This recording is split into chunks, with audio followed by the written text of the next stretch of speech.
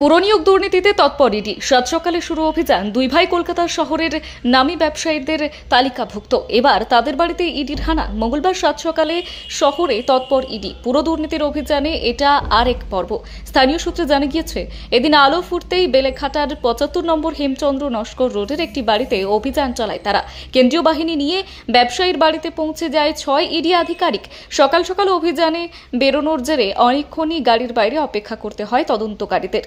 বাড়ির লোহার গেটে ক্রমাগত ধাক্কা দিয়ে ডাকাডাকি করতে থাকে তারা, কিন্তু অপর প্রান্তে সাড়া দেয় না কেউই। এই ভেবে কেটে যায় অনেকটা সময়। তখনই পাশের এক আবাসন থেকে ছুটে আসেন এক নিরাপত্তারক্ষী। ইডি আধিকারিকরা তাকে পরিচয় দিলে তিনি বাড়ির দরজা খুলে দেন। আপাতত বাড়ির ভেতরে প্রবেশ করেছেন ইডি আধিকারিকেরা। তবে সাত সকালে ঠিক কী কারণে ব্যবসায়ীর বাড়িতে ইডি হানা দিয়েছেন তারা? সূত্রের খবর, পুরনিয়োগ দুর্নীতিতে তদন্তে নেমেই ওই অভিযান চালান তদন্তকারী অফিসাররা।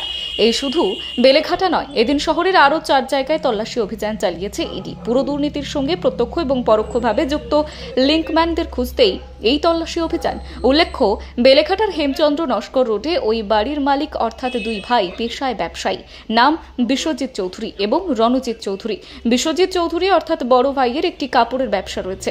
অন্যদিকে রণজিৎ চৌধুরী যুক্ত রয়েছেন নির্মাণ ব্যবসার সঙ্গে। এবার ঠিক কার বিরুদ্ধে তদন্তে নেমে মঙ্গলবার সকালে অভিযান চালালেন ইডি আধিকারিক তা এখনো জানা যায়নি। এই অভিযান নিয়ে প্রশ্ন করা হয়েছে রণজিৎ চৌধুরীকে। তিনি জানান, ঠিক কী কারণে তদন্ত, কোন মামলা, কিছুই জানা যায়নি। ওরা এখনো আমাদের কিছুই বলেননি। আমরা দুই ভাই পেশায় ব্যবসায়ী।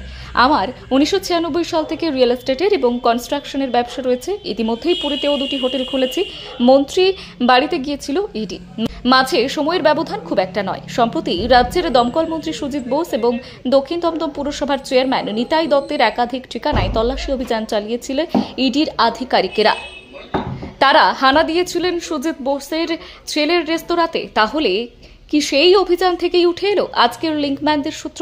ইডির তরফে জানানো হয়েছিল, মন্ত্রীর তরফে হানা দিয়ে বেশ কিছু গুরুত্বপূর্ণ নথি, ডিজিটাল ডিভাইস এবং হিসাব দিতে না পারা ৪৫ লক্ষ টাকা উদ্ধার করেছিল তারা।